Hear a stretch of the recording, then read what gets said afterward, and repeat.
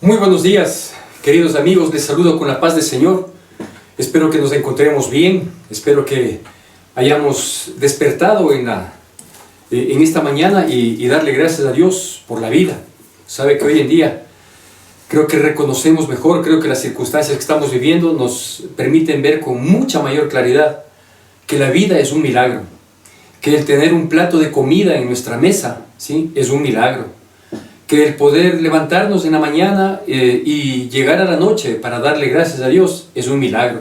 Algo que quizás antes no lo valorábamos, porque pensábamos que era un derecho adquirido, no sé cuándo ni de quién, pero hoy nos damos cuenta que todo lo que tenemos, esas cosas que antes parecían tan mínimas, hoy tienen tanto valor. Así que qué bueno poder abrir nuestros ojos a este nuevo día, a este último domingo del mes también. Ya estamos concluyendo el séptimo mes del año y creo que es menester que nosotros podamos reconocer las grandezas de Dios. Quiero compartirle en esta mañana algo que saltó a mi mente y a mi corazón días pasados, cuando de uno u otro modo evocaba aquella época de colegio y de universidad, cuando era tan común, pero tan común, algo que sucedió o volvió a suceder a los años, volvió a suceder en el mes de octubre del año pasado. ¿Sí? Las huelgas, los paros, todas estas situaciones que se daban antes, ¿no? Por algún tiempo lo olvidamos, por algún tiempo parece que ya no iban a volver, pero volvió el año anterior en octubre. Y digo por qué me acordaba de esto, porque todas estas épocas, todas esas circunstancias, esas situaciones que se vivían en esos momentos, nos llevaban a tener una actitud, ¿no es cierto? Por ejemplo, yo estudiaba en un colegio por el norte de Quito, por el noroccidente de Quito, y yo vivía en la casa de mis padres por el centro de Quito, a la altura de la Asamblea Nacional. Y muchas veces había los problemas a la altura de la Universidad Central y yo estaba ubicado en mi colegio más al norte de la Universidad Central y mi casa, la casa de mis padres, era hacia el centro de la ciudad de Quito. Entonces me veía un poquito obstaculizado el tráfico, el paso, cuando habían estas huelgas, cuando habían estos reclamos, estas protestas masivas que se hacían tiempo atrás.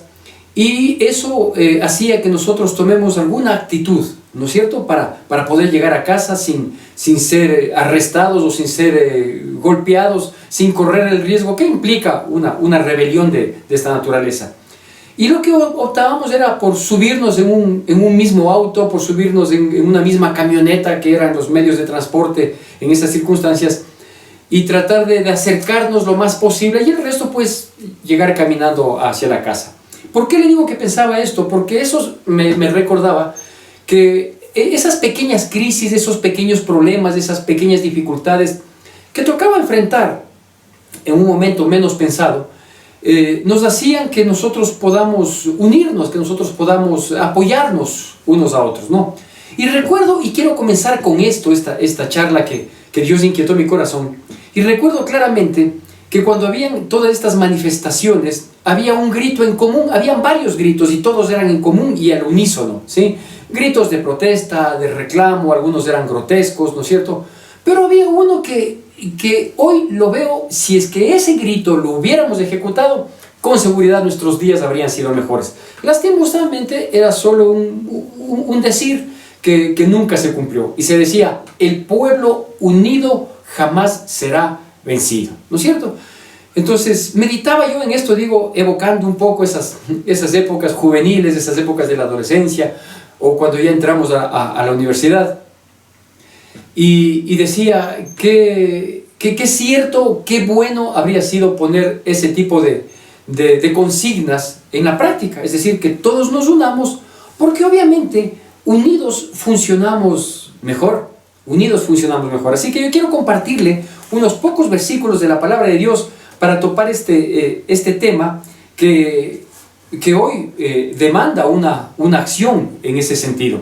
Y para esto vamos a leer en el libro de los Hechos, capítulo 4, del versículo 32 al versículo 35. En el libro de los Hechos, capítulo 4, versículos 32 al 35, la palabra de Dios dice así. Si usted me puede seguir mirando el texto en la pantalla o quizás en su casa con su Biblia, lo cual aún es mucho más recomendable. Dice así la palabra de Dios. Hechos 4, 32 al 35. Y la multitud de los que habían creído era de un corazón y un alma, y ninguno decía ser suyo propio nada de lo que poseía, sino que tenían todas las cosas en común.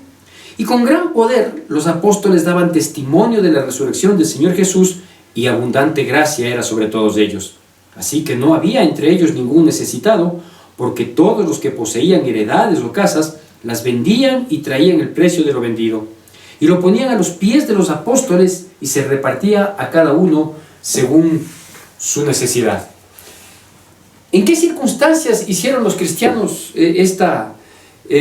tomaron esta decisión tan sabia, tan esforzada, tan desafiante hasta cierto punto?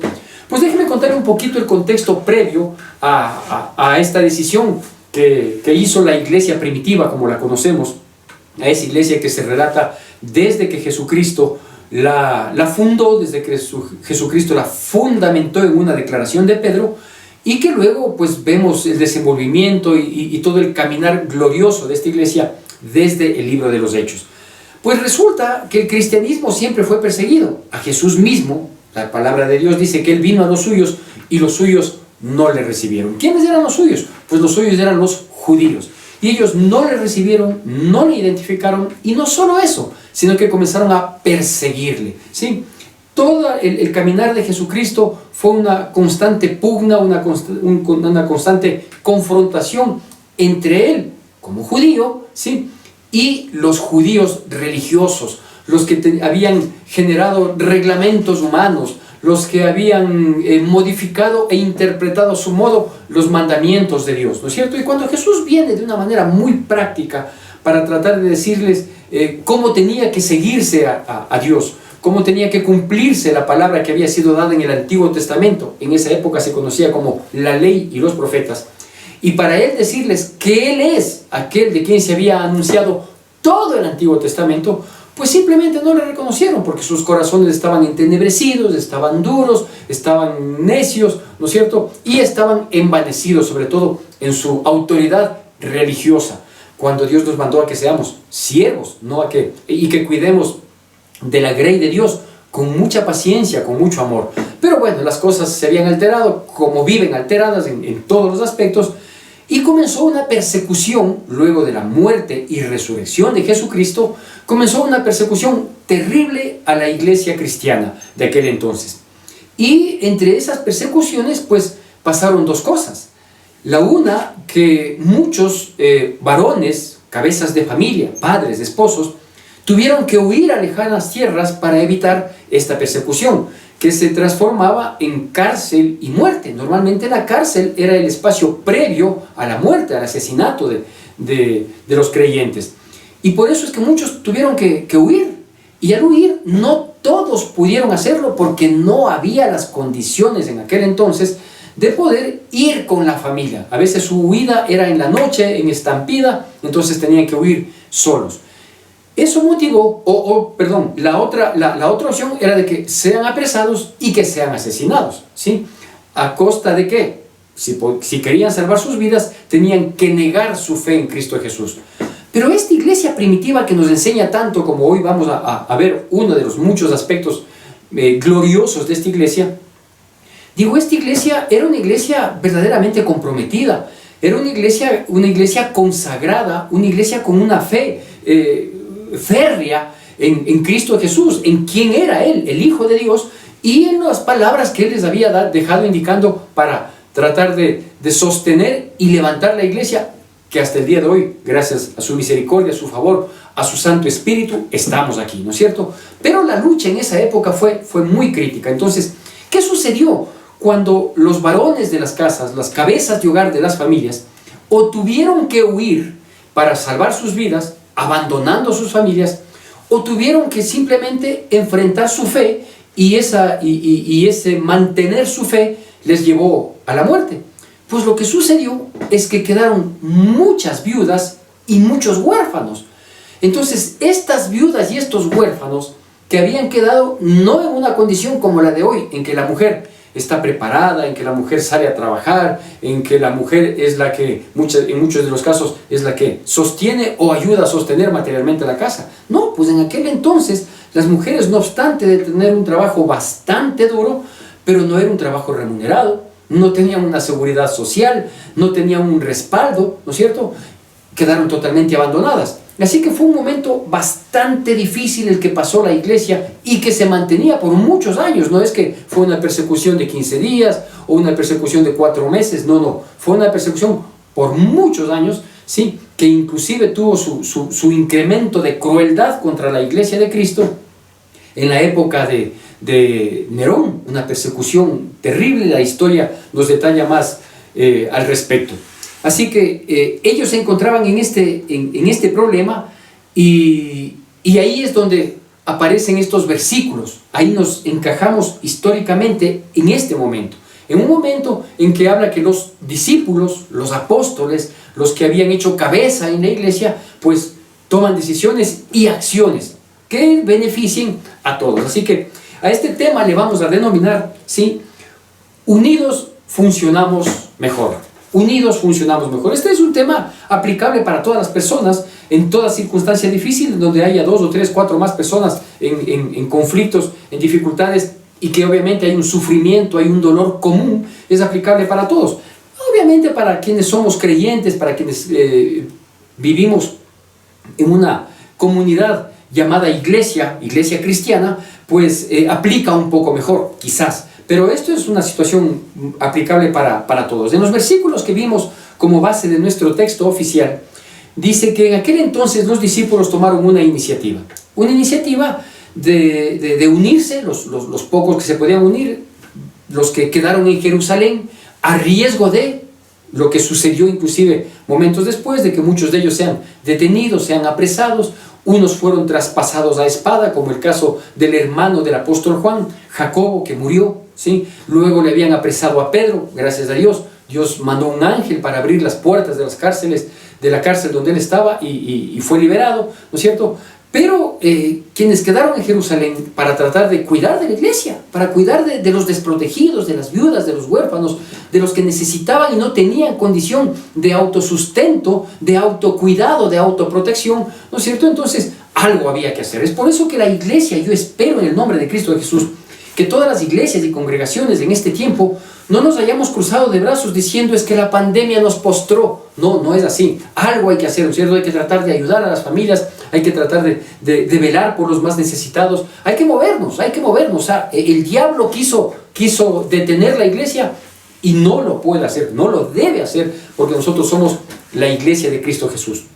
Así que en estas circunstancias, digo, ellos toman la decisión, y ahí es donde encaja plenamente en el contexto histórico los versículos que acabamos de leer, que se encuentran en el libro de Hechos, capítulo 4, del versículo 32 al versículo 35. Dice que todos ellos, sí, eran de un mismo corazón y de una misma alma, ¿no es cierto? Y nadie decía ser suyo nada de lo que tenía, sino que más bien vendían todas las propiedades inclusive que tenían, o lo que tenían, o sus ahorros, o el fruto de sus trabajos, etcétera, etcétera.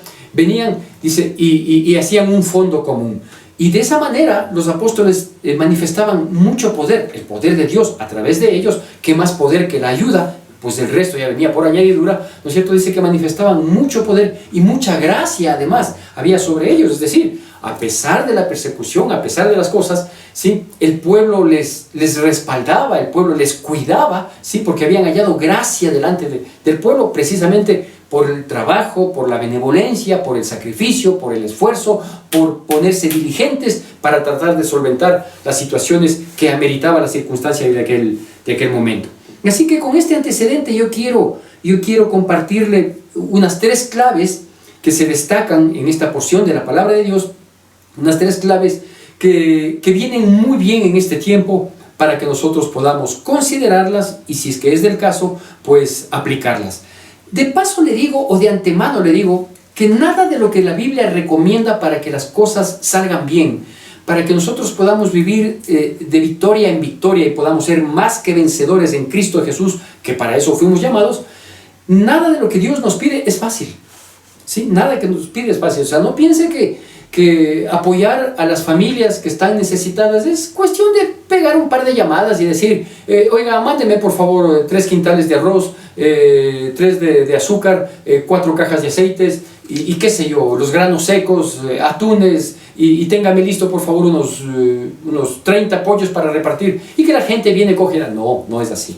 Sería magnífico, pero no es así. Todo lo que se quiere hacer bien y todo lo que verdaderamente es bueno, amerita esfuerzo, sacrificio, disposición, entrega, ¿no es cierto? Y bueno, pues ahora estamos en esta condición, tanto en la condición bíblica, que estaban pasando una crisis muy dura los cristianos, con muchos hogares en los que había huérfanos o viudas o mujeres abandonadas, no por la irresponsabilidad de los creyentes, sino por salvar sus vidas, y algo había que hacer. Así que le quiero compartir 3 claves que nos muestra la palabra de Dios. Y la primera es que sería bueno que nosotros estemos unidos en un mismo sentimiento.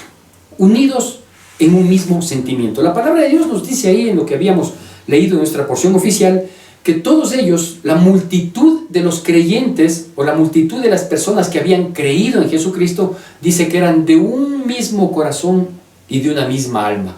¿Qué significa esto? Esto significa que eran unidos en un mismo sentimiento. Pues es obvio, ¿qué sentimiento es el que les pudo haber unido a ellos? Si íbamos a la iglesia unos al primer culto, otros al segundo culto, otros al tercer culto, si nosotros nos sentábamos entrando a la derecha siempre y los otros se sentaban a la izquierda en la parte de atrás, nunca nos veíamos, y de pronto tenemos una necesidad, y de pronto nos coge una crisis, y de pronto hay situaciones en común que nos afligen a todos, y de pronto el dolor es el común denominador de los cristianos. ¿Qué sentimiento nos debe unir? Pues obvio, es el amor. No puede haber otro sentimiento.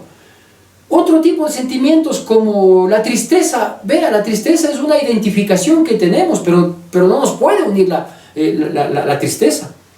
Peor todavía, sentimientos opuestos al amor, como el odio, como, qué sé yo, tener reproche. No. El sentimiento que les unió a ellos y lo que nos debe unir a nosotros es un sentimiento de amor. Y ese sentimiento de amor, sí, ya digo, sea en la iglesia, sea en la familia, porque la familia está en crisis, pues. La familia estamos viviendo momentos difíciles. Yo recibo todos los días mensajes que me piden para nuestra oración de las 9 de la noche de todos los días, me piden que por favor oremos por la persona que está enferma, por el otro que se ha contagiado, por el otro que le han despedido del trabajo, por el otro que le cerraron el negocio, por el otro que le están pidiendo la casa porque no ha pagado el arriendo, y así uno a otro, ¿no es cierto? Entonces, ¿cómo puedo yo no solo identificarme? Porque no se trata de decir, vea, esa retórica que a veces a mí me termina fastidiando, que sabemos de otra persona, del dolor, del quebranto, de la angustia, de la necesidad, y lo único que hacemos es pegar una llamadita telefónica o mandar un mensaje diciendo, a veces ni siquiera nacido de nosotros, sino solo copiado, reenviado de otro que por ahí apareció, y que en términos generales nos dicen, me identifico con tu dolor. ¿Y qué gana pues el pobre que está viviendo la situación crítica con la identidad? Me identifico con el dolor. No hay que tener solo compasión, hay que tener misericordia, porque la misericordia es la compasión más la acción. Eso hay que tener, ¿no es cierto? Entonces ellos estaban unidos en un mismo sentimiento. ¿Cuál era el sentimiento? Pues sentimiento de amor. ¿A qué debe llevarnos un sentimiento de amor? A nivel de familia, a nivel de pareja, a nivel de congregación, a nivel de barrio, a nivel de condominio, a nivel de ciudad, de país, de mundo.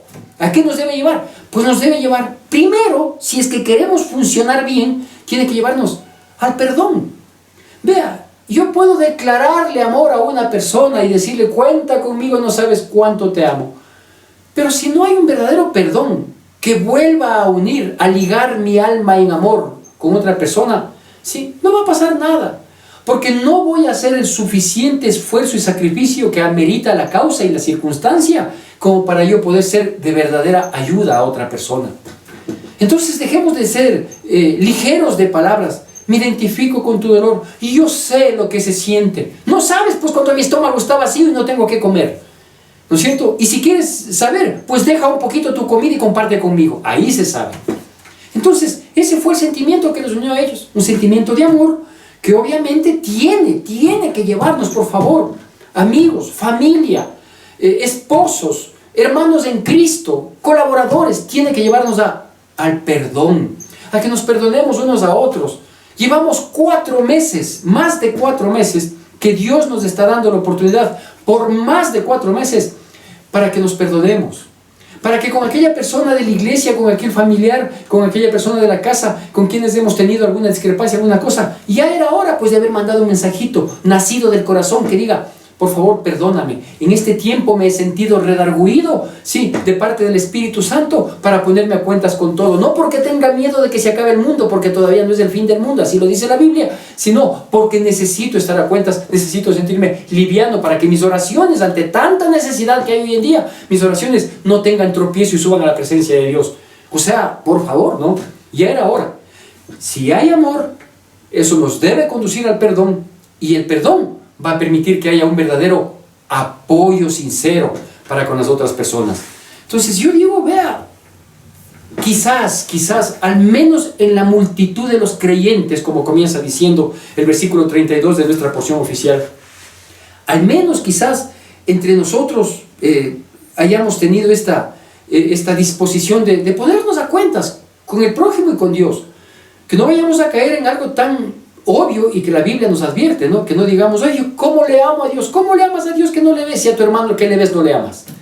Si al compañero de ministerio con el que estabas resentido no le paras bola, ¿no es cierto? Entonces no son las cosas así. Seamos honestos, hay que hablar las cosas con claridad.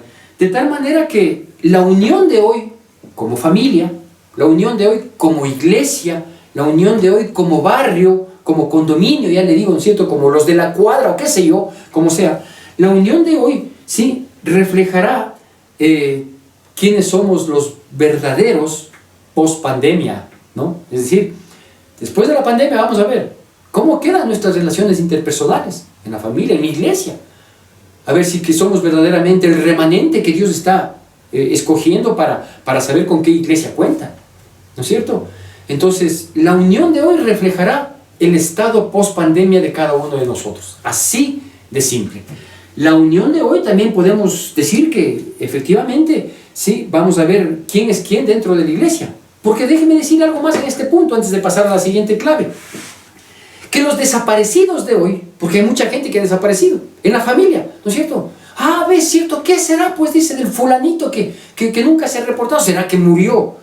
Y de pronto se le llama, no contesta, se le manda un mensaje, nunca pone un te devuelvo la llamada o estoy ocupado, o en el caso de los cristianos un amén al mensaje que se manda diariamente de mañana, tarde y noche, ¿no es cierto? Sino que parece que han desaparecido. Si hay algún familiar que sepa que falleció, algún hermano con COVID o bajo cualquier circunstancia, por favor repórtele al pastor de su iglesia y dígale: no le responde la llamada porque el 15 de marzo mismo murió. Pero, o sea, digan algo, ¿no es cierto? Respondan.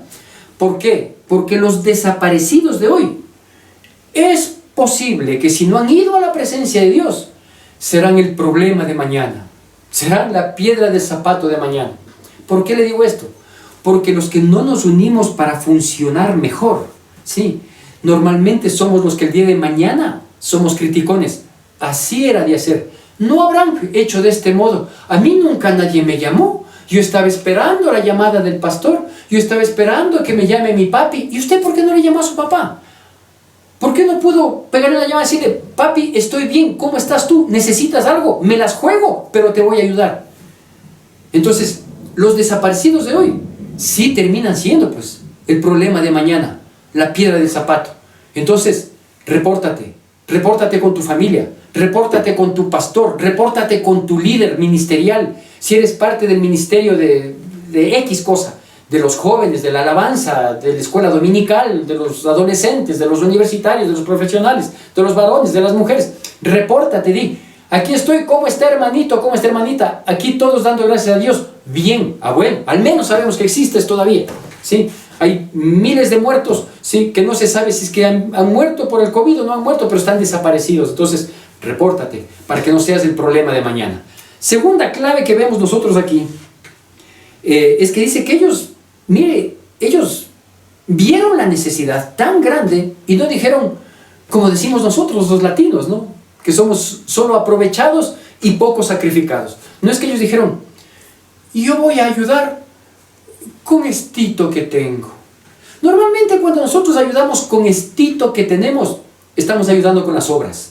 Estamos ayudando con las sobras, no con las obras, sino con las sobras, con lo que nos queda ahí, con lo que ya no avanzamos, ¿no es cierto? Dice, al menos un granito de arena. Pues no, la iglesia cristiana de aquel entonces, esa poderosa iglesia que manifestaba el poder y la gloria de Dios, que cuando se reunían la tierra temblaba, pues ellos no ayudaban con las obras. Ellos dicen que se despojaban aún de sus propias viviendas, que se despojaban de sus bienes, ¿sí?, para tratar de solventar, porque ante un problema grande, pues había que hacer grandes sacrificios, ¿sí? Y dice la palabra de Dios estrictamente que ellos vendían sus casas y nadie decía que tenía propio nada, sino que decían, vea, hay la necesidad, perfecto, yo tengo esto, tranquilo, yo me deshago, aquí está. Entonces, este segundo punto le vamos a llamar apoyo total y desinteresado. La clave para salir de las crisis es esto, ¿ve? Apoyo total y desinteresado. Obviamente este apoyo total y desinteresado surte efecto cuando estamos unidos en un mismo sentimiento, pues, ¿no es cierto? Unidos en un mismo sentimiento. Entonces este apoyo total y desinteresado hacía que la gente no se fije en lo que yo tengo, sino en lo que los otros necesitan, que es muy distinto, ¿no? Que es muy distinto. Entonces, al ver la necesidad de los otros y ver que yo todavía tengo con qué responder, decían, no hay ningún problema, esto no es mío, esto es de Dios, aquí lo que se trata es de ayudarnos total y desinteresadamente los unos con los otros. Así que dice que muchos vendían sus propiedades. No estoy sugiriendo que no hagan eso, y que tampoco en la misericordia de Dios lleguemos a un punto de esa naturaleza, en el que toque vender las cosas para sobrevivir, que Dios nos guarde, ¿no es cierto? Pero a lo que sí voy es que, por favor, entendamos que el verdadero apoyo, ¿sí?, es el que cuesta sacrificio. Recuerdo aquellas palabras de David cuando quiso levantar un altar en un lugar determinado, cuando él ya era rey, cuando ya había tomado prestigio, ¿sí? Y el dueño de esa heredad le dijo al rey David, sigue nomás, si vas a levantar un altar para Dios y para ofrecer sacrificio, sigue nomás. Y le dijo, no, Señor, no ofreceré sacrificio a Jehová que no me cueste nada. Entonces, el ayudar, el apoyo, sí, cuando tiene que ser total, pues implica sacrificio, implica renuncia, implica yo mismo limitarme, si es que es necesario, ¿sí?, en favor de otra persona. El apoyo, ya dejemos de pensar porque pensamos diminuto como latinoamericanos, es que también nunca surgimos, nunca crecemos, es que nunca experimentamos prosperidad y abundancia, porque somos primero yo y el resto lo que me sobra. Si me sobra, le doy, y si no, yo no voy a poner en riesgo la comida de mis hijos, claro, y la del resto sí, no. Vea, en tanto en cuanto haya cómo, hagámoslo. Si es que en algún momento, vea, estamos preocupados y decimos, ¿qué va a pasar en el futuro? Pues en el futuro lo mismo que me va a pasar a mí le va a pasar al resto. Así que vivamos hoy, que como le decía al inicio, ¿sí?, el despertarnos hoy es un milagro. Y si hoy podemos ayudar, no le dejemos para mañana. No le dejemos para mañana. Y esto le digo, vea, a nivel de familia. A veces a nivel de familia hay mucho amor declarado y poco amor demostrado. A nivel de congregación muchas veces. Congregaciones que hemos sido tan unidas, que hemos sido tan lindas, tan familiares, que nos queremos los unos a los otros. Hoy hay que demostrarlo. Hoy hay que demostrar. Haciendo un esfuerzo, un sacrificio, poniendo todo. Uno no puede darse el lujo de atesorar, porque eso se llama avaricia y eso es pecado. Eso es abominación delante de Dios. Si este es el tiempo de que tenemos que esforzarnos, es el tiempo en que tenemos que demostrar efectivamente el amor de Cristo Jesús. Él se dio a sí mismo por nosotros. Entonces, por favor, colaboremos. No es que no, sí, el pastor sabe cómo hacer las cosas. Sí, no, yo sé cómo hacer. Y por eso le estoy enseñando cómo tiene que hacerlo usted. Porque yo sé cómo hacer las cosas, ¿no es cierto? No es la primera crisis que me toca vivir como familia, como ministerio, y a lo mejor no será la última. Si seguimos en lo que nos muestra la palabra de Dios, más bien como iglesia vamos a tener muchas mayores confrontaciones con el enemigo, vamos a tener persecuciones, ¿sí? Y tenemos que estar unidos, porque unidos funcionamos mejor, ¿sí? Así es como tiene que ser. Entonces, implica, ya le digo, sacrificio, implica esfuerzo, implica el poder saber que si llega un momento en que me las juego por causa de la fe, me las juego por causa de Cristo, me las juego por causa de mi familia, me las juego por causa de mis familiares o de mi vecino que está al lado, sí, porque yo, gracias a Dios, tengo mi trabajito. Aún me bajaron un poquito el sueldo, pero el pobre de al lado, me identifico, vecino, en su dolor, porque el pobrecito de al lado ya lleva 3 meses sin trabajo. Oiga, coma un poquito menos y compártale, sí. Y si es que por ahí llegó una bendicioncita, ayúdele a pagar el agua y la luz, pues. Aunque no nos están cortando, pero se nos está acumulando. Entonces, dejémonos de declaraciones y actuemos de verdadero corazón. Tercera clave. La tercera clave dice que no había ningún necesitado de entre ellos. No había ningún necesitado, porque como todos apoyaban de manera total y desinteresada, no considerando propio nada suyo, sino que ahora toca para todos, uno para todos y todos para uno, perfecto. Entonces la tercera clave es que ellos actuaban con justicia y equidad. Con justicia y equidad. Es decir, ellos trataban de solventar las necesidades de todos, ¿sí? Las necesidades de todos. ¿Y por qué les repito esto y le hago una insistencia? Porque lastimosamente nuestra idiosincrasia, que ya ha dejado de ser pícara, que ha dejado de ser bandida, que ha dejado pasar de la viveza criolla a la total corrupción, porque una cosa es la picardía, la viveza, esa chispa que tienen los latinoamericanos, ¿no es cierto? Sí, y que nos creemos, es motivo de orgullo la picardía, ¿no? El vivo vive del tonto y el tonto de su trabajo. Entonces, como yo soy el vivo, me creo mejor que el resto. Para nosotros poder cambiar esa actitud, nosotros tenemos que actuar con justicia y con equidad, ¿sí? Usted dirá, el pastor creo que es comunista. No lo soy. Tampoco soy capitalista. En realidad yo soy cristiano, ¿sí? Y me gusta que las cosas se manejen primero con total transparencia, porque cuando hay transparencia, esto nos deja ver quiénes verdaderamente somos, y también nos permite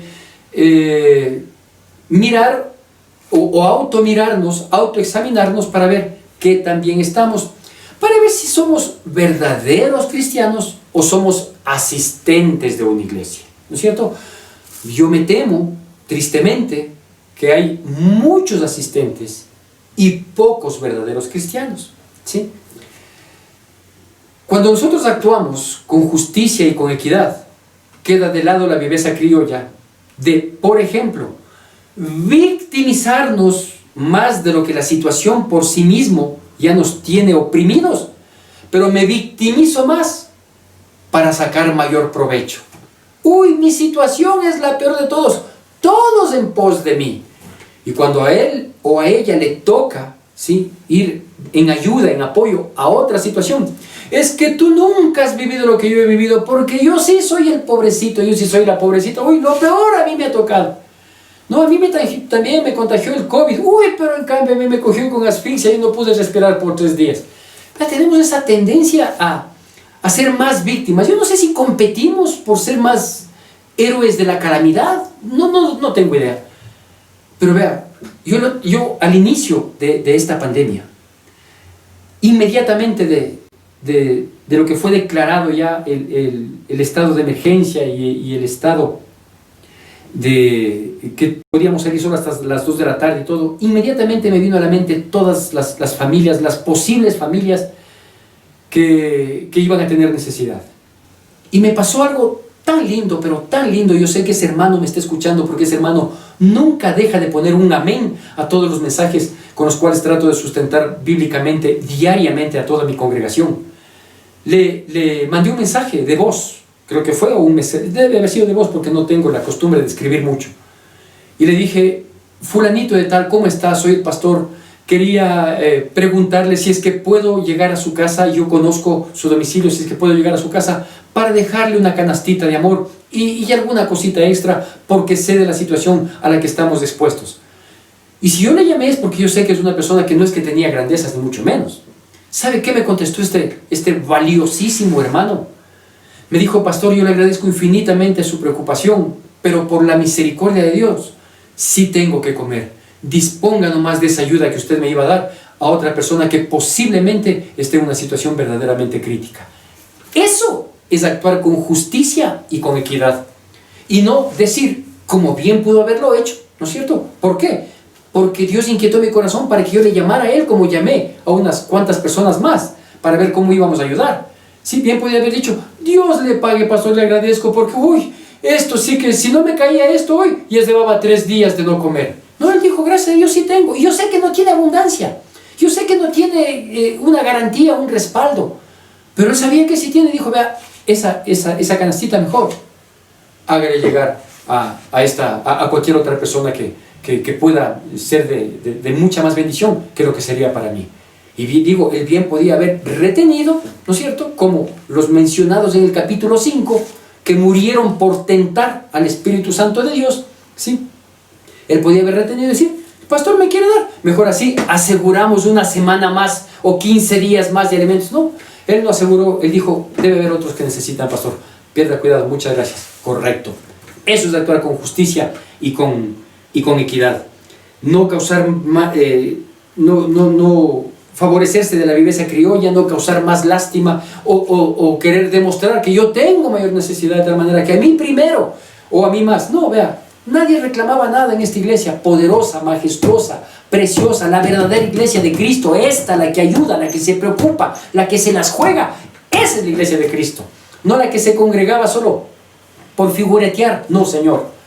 Entonces, esta iglesia luego dice, ¿no?, en el capítulo 5 más adelante, después de hablar del par de mentirosos que terminaron muriendo porque no pudieron soportar la unción del Espíritu Santo, no como una unción que levanta, que sostiene, que es un bálsamo, sino como fuego consumidor. Dice que la iglesia de Cristo y los apóstoles hacían prodigios, señales y maravillas, pero porque actuaban con verdad, porque actuaban con justicia, porque actuaban con equidad, porque tanto ellos que actuaban como los cristianos fieles, permanentes, que asomaban a decir un amén, oraban verdaderamente para sostener a todos en cada uno en sus necesidades, y oraban y clamaban para sostener a las familias que habían quedado sin un padre, sin una cabeza de hogar. Y eso es lo que tenemos que hacer. Entonces yo pregunto, ¿quién tiene que hacer esto? ¿Será que esto podemos pasarle como un mensaje quizás transmitido en un oficio al presidente de la República o al ministro de Salud o al de Finanzas para decirle, vea, hagamos una cosa, señores ministros, vendamos los carros que hay, los vehículos que hay en los ministerios y vendamos todas las suntuosidades que ustedes tienen, ¿no es cierto? Sí, y hagamos un fondo común y sigamos repartiendo canastas para que la gente se quede en la casa, porque estamos hoy más que nunca en el quédate en la casa, no salgas. Pero ¿cómo no salgo si no tengo que comer? Entonces hagamos una cosa, vendamos el Palacio de Carondelet, ¿no es cierto? Quizás haya un loco que quiera comprar, algún loco vanidoso que con seguridad tendrá la condición de hacerlo, a lo mejor alguien, o se reúne un grupo de empresarios turísticos y compran Carondelet para hacer un gran hotel con museo, ¿no es cierto?, que sea de los más caros, y ellos saben cómo sacarle el provecho, y con esa plata que vendemos Carondelet, pues usted, señor presidente, atienda desde su casa, igual está haciendo teletrabajo, sí, vendamos, etcétera, etcétera, todas esas cosas, las motos que acompañan a las autoridades, vendamos las cosas innecesarias, no vendamos nuestras propiedades, nuestro techo, las innecesarias, y con eso debemos de comer. No le podemos decir eso al presidente, pues porque él es una autoridad política, no una autoridad religiosa. De hecho, los presidentes que hemos tenido están muy lejos de ser autoridades espirituales, ¿no es cierto? Tampoco podemos decir a un ministro ni tampoco a una institución que tiene fines de lucro, pues. ¿Sabe quién tiene que ejecutar esto? Esto tiene que ejecutar la iglesia, pues nosotros, la multitud de los creyentes, como comienza diciendo, nosotros somos los llamados a demostrar que somos diferentes, y que somos el ejemplo, y que somos sacrificados, y que somos solidarios, y que nos amamos, y que nos perdonamos, y que nos queremos, y no que estamos fruncidos, bronqueados, solo esperando que la iglesia regrese para que el pastor a mí me tome en cuenta y a ti no te tome en cuenta. Por favor, reaccionemos. ¿Qué más estamos esperando para reaccionar? ¿No es suficiente lo que estamos viviendo? ¿Dónde está la iglesia de Cristo?